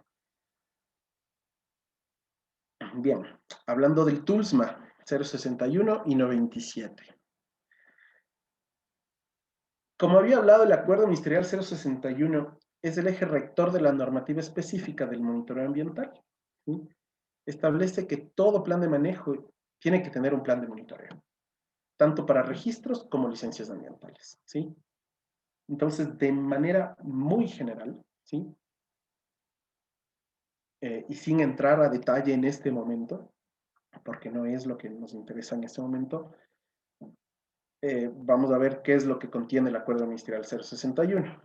En temas de agua, contiene el anexo 1. El anexo 1 está dentro del Acuerdo Ministerial 097, un poco para, todavía si es que no saben un poco de cómo funciona la normativa, el 061 reforma el libro sexto del TULSMA, ¿sí? Y lo que hace es tener una normativa, una herramienta, que es el 097, ¿sí? Específica para agua, suelo, aire, vibraciones, ruido, etc. Entonces, el anexo 1 del TULSMA, que es del 061 prácticamente, está dentro del Acuerdo Ministerial 097. Ahí se establecen los parámetros de calidad para uso de agua, los límites máximos permisibles para descarga, dependiendo a dónde se descarga, si se descarga aguas dulces, si se descarga a aguas marinas, si se descarga sistemas de alcantarillado, entre otras, ¿sí? Importante, muy importante, de cara al monitoreo, es que se prohíbe la dilución de los efluentes, es decir, no podemos utilizar agua limpia para llegar a cumplir un parámetro, un límite máximo permisible. Eso es muy importante porque muchas de las industrias generalmente para cumplir pueden llegar a hacerlo. Y lo que hacen simplemente es generar más agua contaminada. Se prohíbe la descarga fuera de los límites máximos permisibles, obviamente. Prohíbe la descarga directa de efluentes sin tratamientos previos, muy importante. Y prohíbe la descarga que sobrepase la capacidad de carga de un cuerpo hídrico, ¿sí? En cuanto al suelo, bueno, la capacidad de carga está en función del caudal prácticamente. La normativa establece un conjunto de ecuaciones que los pueden ver en función del caudal y tanto de entrada del contaminante como el caudal del río, ¿no? Y a ver hasta qué punto puede llegar a haber una autodepuración. Y de hecho eso lo vamos a ver el día de mañana, porque hablaremos de las dinámicas de los ríos y las dinámicas de autodepuración de cara a comprender los procesos, ¿sí? Y por qué realizamos el monitoreo. Bien, en cuanto a suelo, está el anexo 2 del 097A. Igualmente establece calidad, límites máximos permisibles. Se dice que se establece que se controla la calidad del suelo, se controlará la calidad del suelo, sus características físico-químicas, biológicas, para garantizar el equilibrio ecológico. Establece lineamientos para el tratamiento de suelos contaminados, ¿sí? Muy importante, porque si hablamos de suelo, ¿sí? Lo más importante es la remediación en caso de contaminación. Nosotros monitoreamos el suelo para evaluar si es que está contaminado. Tiene una dinámica muy distinta a la del agua, al menos de que hablemos de aguas subterráneas, acuíferos, no sé, acuitardos, por ejemplo, y también hablaremos de esto mañana, pero sí que es un sistema inmóvil, sí, mucho menos dinámico que el recurso hídrico. Establece lineamientos para el tratamiento de suelos contaminados, restringe toda actividad que afecte la estabilidad del suelo y lo erosione. Habla también de sedimentos, ¿sí? La calidad de los sedimentos naturales y de origen industrial, y que se aplicarán muestreos y monitoreos a los sedimentos para garantizar la calidad de los mismos. Muy importante, los sedimentos y el monitoreo de estos sedimentos en cuerpos lénticos, es decir, lagunas, lagos, embalses y también en el mar, ¿sí? Muy importante de cara a ver cómo estamos de calidad. Tenemos una pregunta.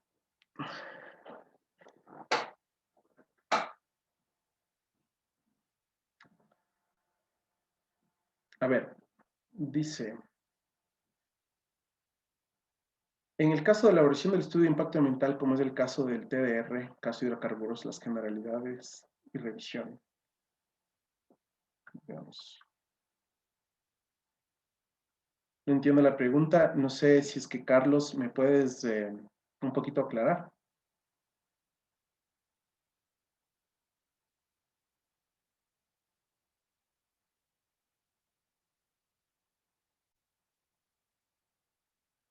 Ah, ya entendí. Los términos, ¿cuáles son las generalidades y características de los términos de referencia? Si quieres lo topamos después de un ratito porque no estamos con mucho tiempo en este momento, pero guarda la pregunta y la vemos al final en el día final, ¿sí? Porque esto ya es un tema un poco regulatorio y se sale de contexto en este momento, pero no hay ningún problema, lo tratamos después. ¿En dónde dice que se prohíbe la dilución de los efluentes? En ninguna normativa me dice la distancia del punto de muestreo. Eso influye mucho en la dilución. A ver, el 061, ¿sí? El 097, el anexo 2 de suelo, perdón, el anexo 1 de agua, dice claramente que está prohibida la dilución de efluentes. No sé si estamos confundidos con la dilución que se produce del efluente una vez entrado en el cuerpo hídrico.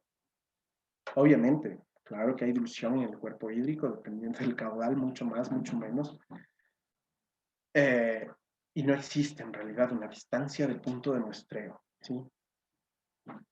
Pero, generalmente, el criterio que se utiliza para ubicar el punto de inmisión, ¿sí? de calidad, es 300 metros. Eso es lo que generalmente estamos usando, ¿sí? No existe, es verdad.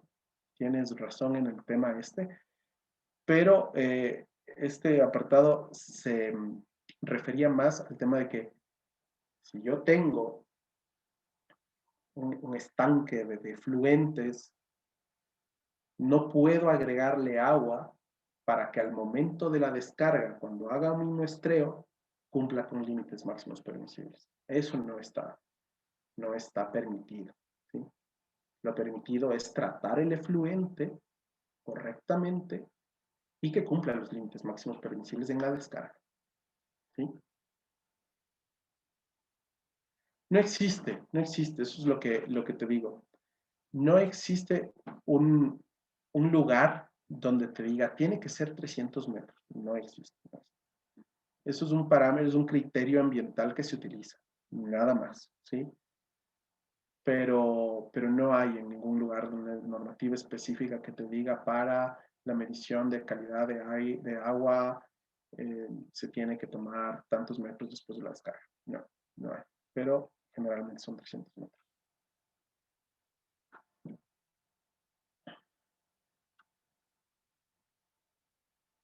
Bien. Sigamos. Nos quedan 5 minutos. Bien. El anexo 3 y 4 habla del aire y las emisiones de la atmósfera, ¿sí? La calidad, límites máximos permisibles. Los modelos de dispersión de olores también deben tener en cuenta que el área de influencia no debe incluir vivienda. A ver, ¿qué se refiere aquí? Aquí habla de que si es que la actividad genera olores, ¿sí? Toda actividad que genere olores fuertes o importantes o significantes dentro de su área de influencia, con sus modelos de dispersión, que ya hablaremos de modelos de dispersión en su momento, no debe haber viviendas, escuelas, centros de salud u otras áreas de ocupación humana, ¿sí? Y la autoridad podrá solicitar el control y seguimiento sobre las actividades que generen o puedan generar olores. En cuanto a ruido, está el anexo 5, que también habla de las vibraciones. La calidad de ambiente para el tema de ruido, ¿sí? Dice cuáles son los límites máximos permisibles dependiendo del uso, ¿sí? Y también los límites máximos permisibles para las emisiones de ruido por parte de fuentes fijas de ruido y fuentes móviles de ruido, ¿sí? El sujeto de control debe señalar las fuentes utilizadas y la potencia en la que funcionan con fines de muestreo y monitoreo. Los sujetos deben contemplar las alternativas metodológicas y tecnológicas para prevenir, minimizar y mitigar la generación de ruido. Aquí es un tema un poco difícil porque el ruido es bastante difícil de controlar. Generalmente lo que más, bueno, valga la redundancia, generalmente lo que genera el ruido, ¿sí? Son los grandes generadores eléctricos, sean a diésel, ¿sí?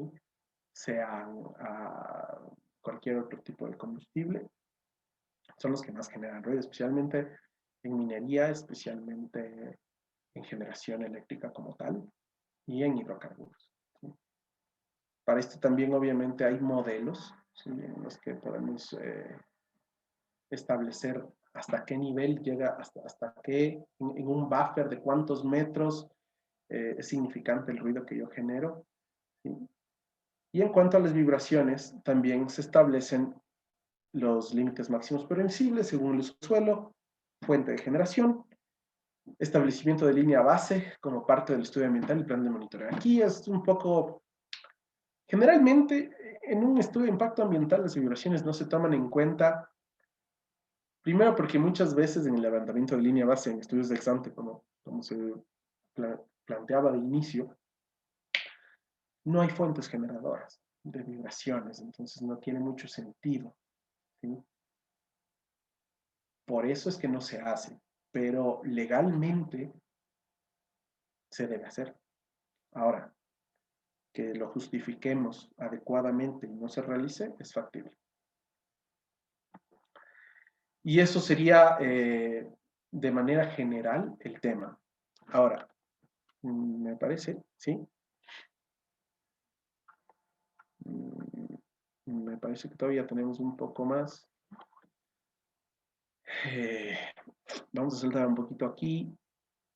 O prefiero mejor continuarlo mañana. Quedemos hasta el 061 y el ToolsMap y lo continuamos un poquito mañana para después hacer el tema de aguas. Ahora, sí me gustaría dedicar un poquito de tiempo a las preguntas, o si alguien tiene algo que decir, alguna duda. Si no, dejamos la clase por ahora y ya que estemos cansados. Mañana continuamos con el resto de normativa sectorial.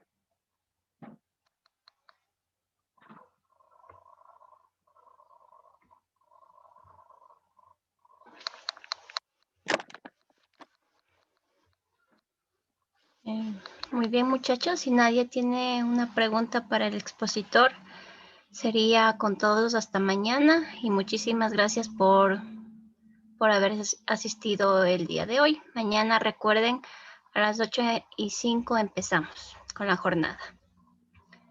Muchísimas gracias, Martín, por tu tiempo y muy buena exposición. Buenas noches con todos. Igual. Ingeniero Martín, una última duda. ¿Se puede? Sí, Juan Carlos. Con gusto. Me quedó rondando esto, o sea, como que quedó en el aire. O sea, tú mencionas 300, no está escrito en ningún lado, pero de algún lado debió haber salido. No sé si tú puedes aclararnos eso un poquito. Sí, por favor, gracias. Claro, no hay ningún problema. Mira, el día de mañana, de hecho, toco este tema para el tema de autodepuración en los cuerpos hídricos, ¿sí? Hay que recordar que un cuerpo hídrico es un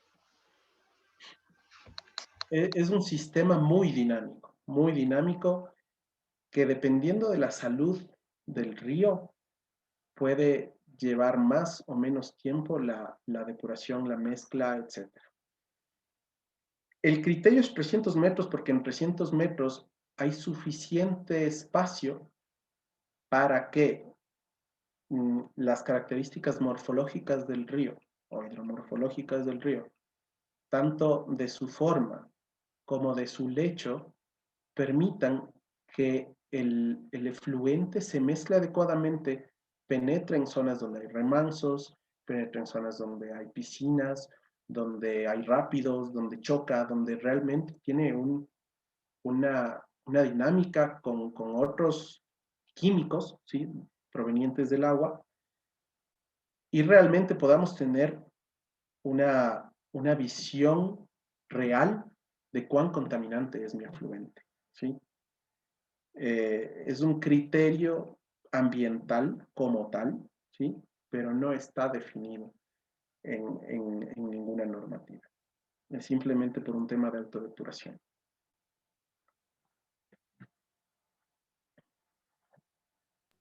Martín, muy gentil. Nos vemos mañana. Con gusto. Hasta el día de mañana con todos. Una buena noche.